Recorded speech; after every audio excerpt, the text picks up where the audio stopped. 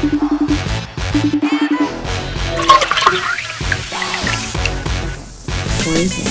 Night, bitch.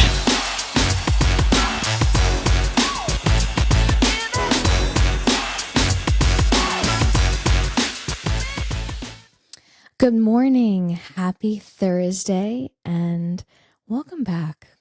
I am so happy to see you. Last two episodes were kind of heavy, which I understand. We've cried, we've vented, and now we washed our hair finally after a week. We put on a fresh pair of sweatpants. I just have one question to ask you. Can I bitch for a second, please? I am so over the aesthetic version of healing. You know, the one where the girl is up at 5 a.m., drinking her greens, making her bed, and off to her Pilates class in her new matching aloe set. Yeah,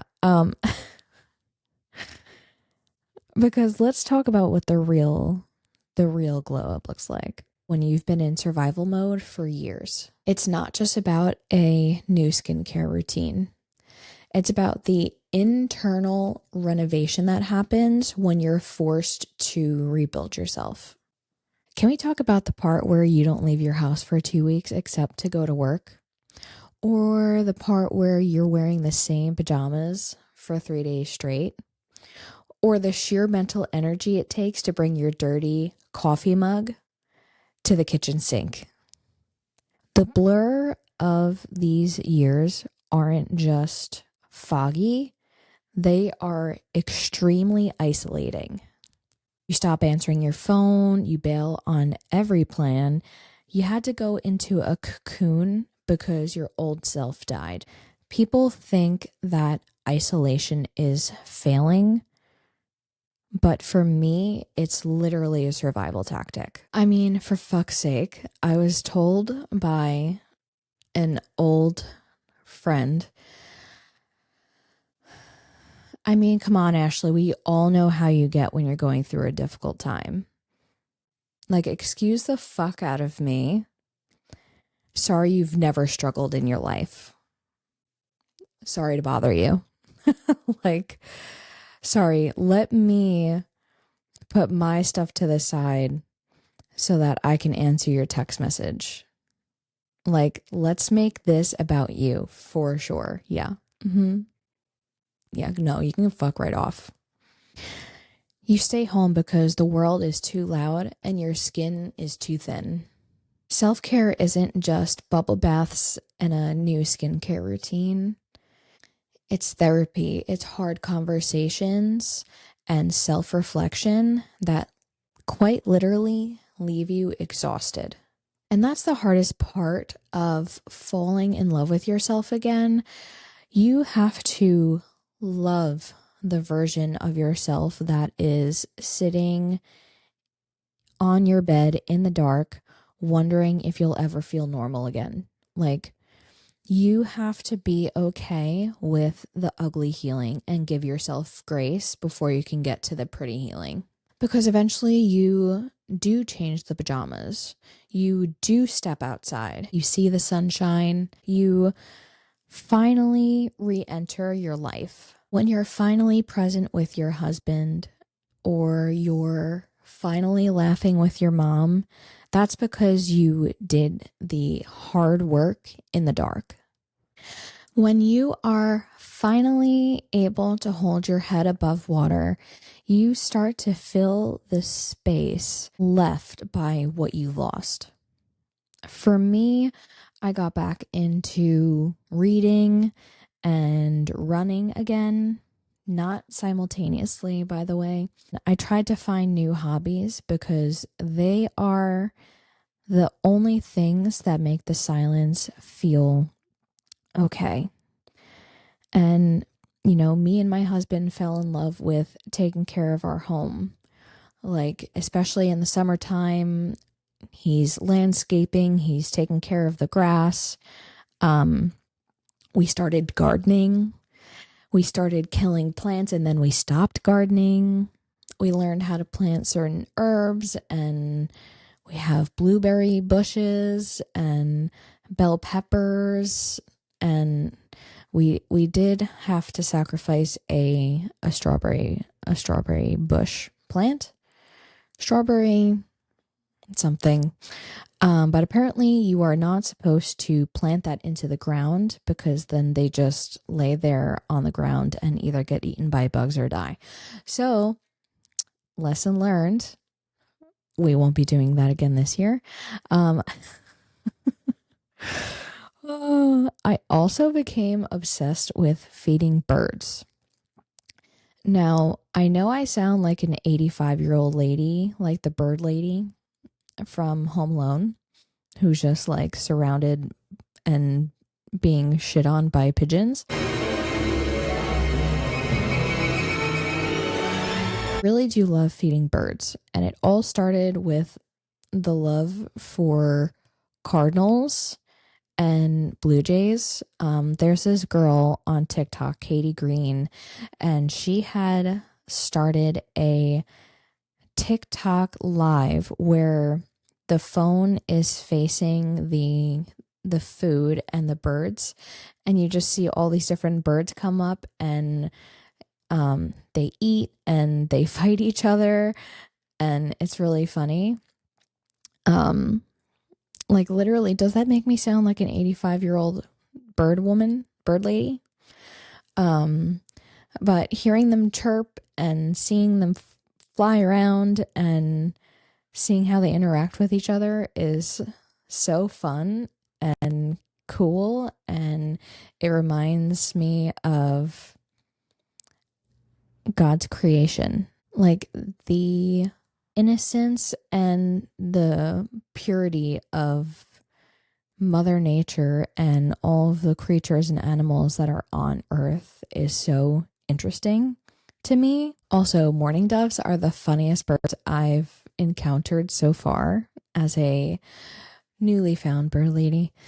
But they're just plump, and usually in my bird feeder in the back, there's just 2 mourning doves taking up the entire bird feeder, like just laying on top of all of the food and just being like, "What's up, fam? Anyways, nice day outside, huh?" Like, they are so funny. Like, they just truly don't give a fuck mood. But this actually all started with my obsession for hummingbirds.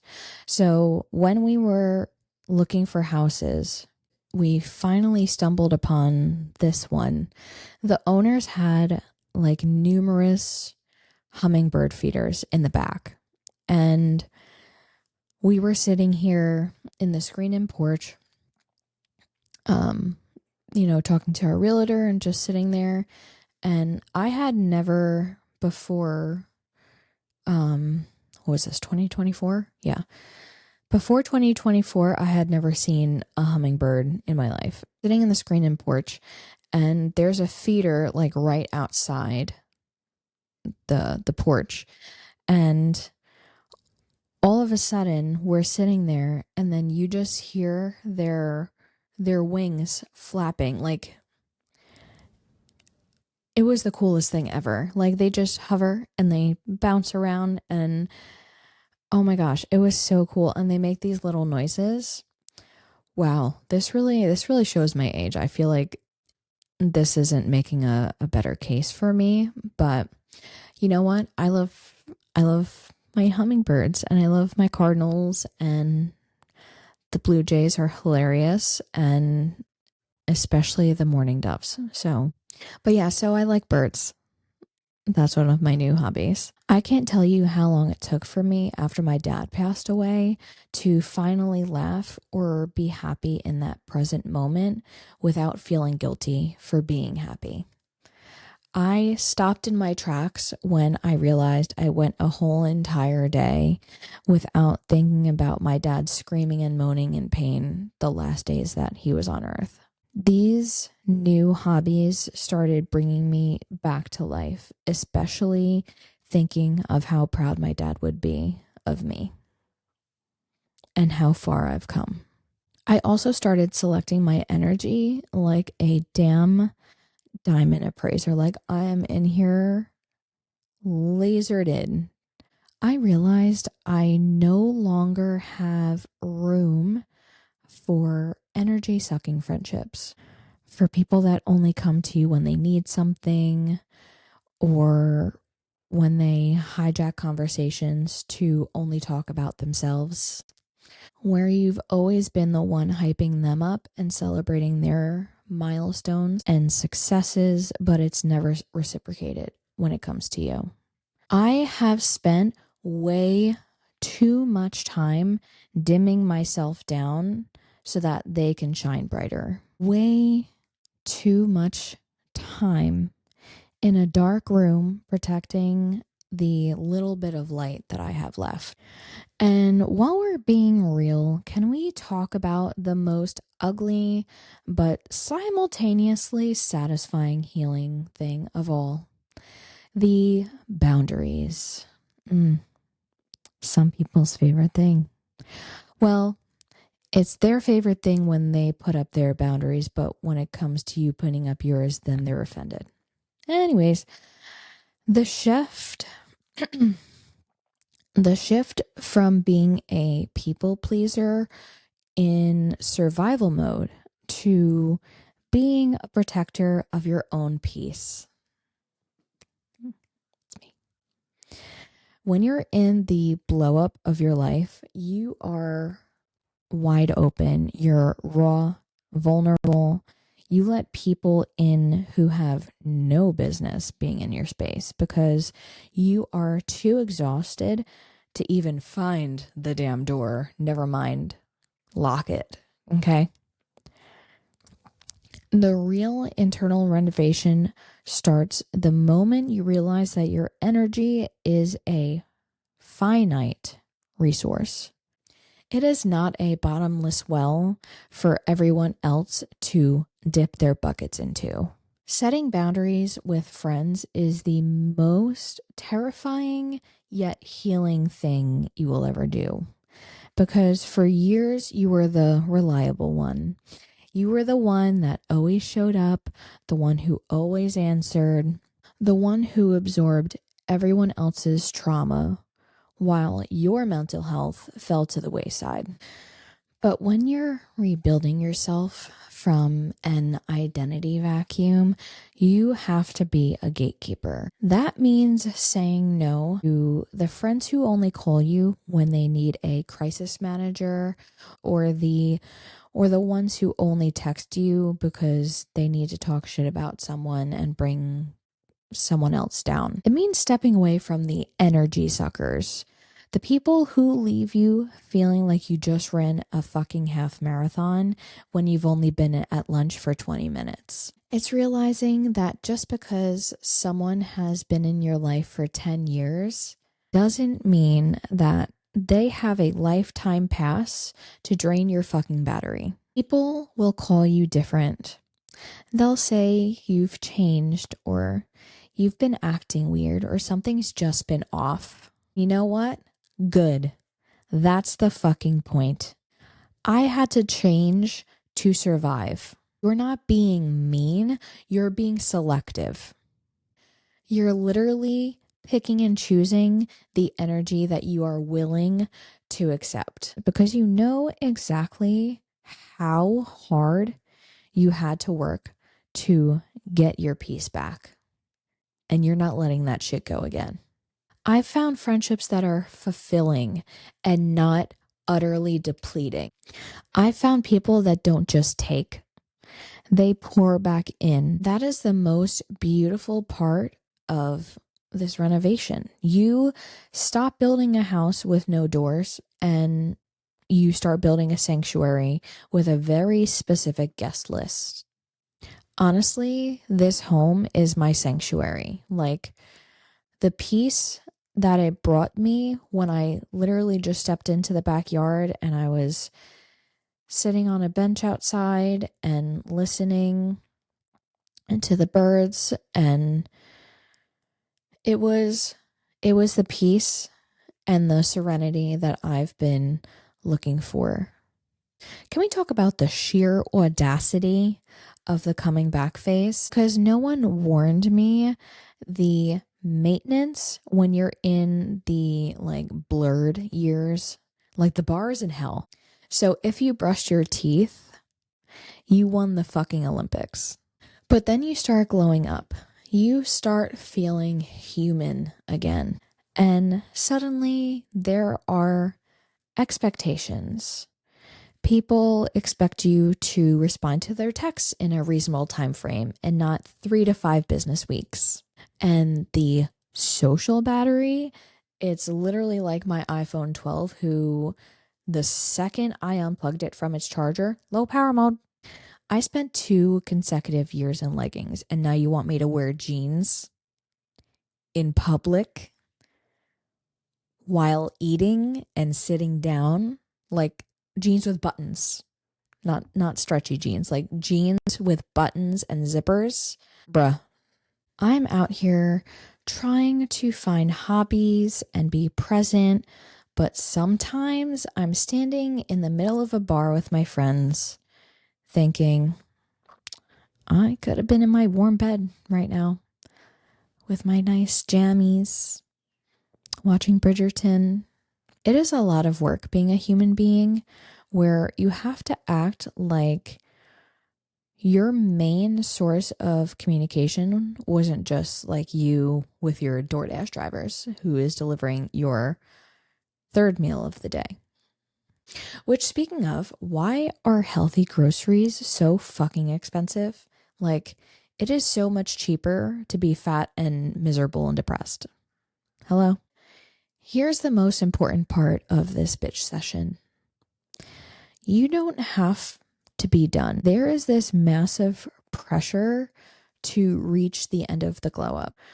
One day you're going to wake up, the birds will be singing and chirping, your skin will be poreless, and you'll never feel another trigger again. But that's not how this works. The glow up isn't about being fixed because, first of all, you were never broken.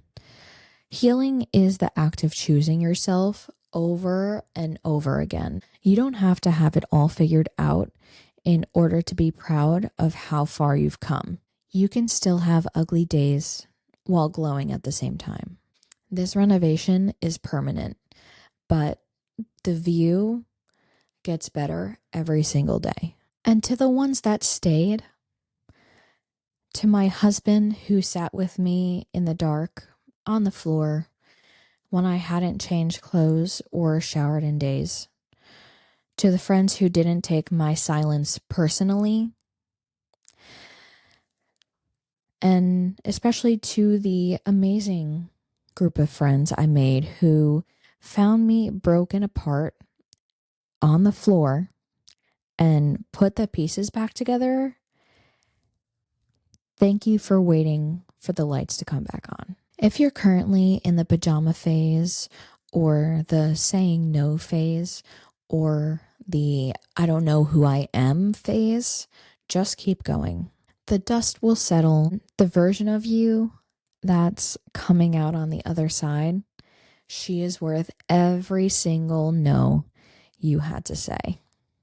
Thank you so much for watching another episode of the Can I Bitch podcast.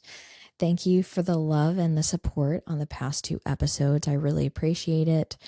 Please keep subscribing to YouTube, leaving comments about what you relate to most out of these episodes. I really want to get these conversations going, and I would really love for people to interact with each other in the comment section. Thank you for listening and downloading on Spotify and Apple Podcasts. If you do listen to the shows on there, please leave a rating, a review. On Spotify, you can leave comments on each episode. It really helps the show, and I just am so grateful for you being here. New episodes come out every Thursday. I will see you next week. Let's bitch again soon. Toodles noodles.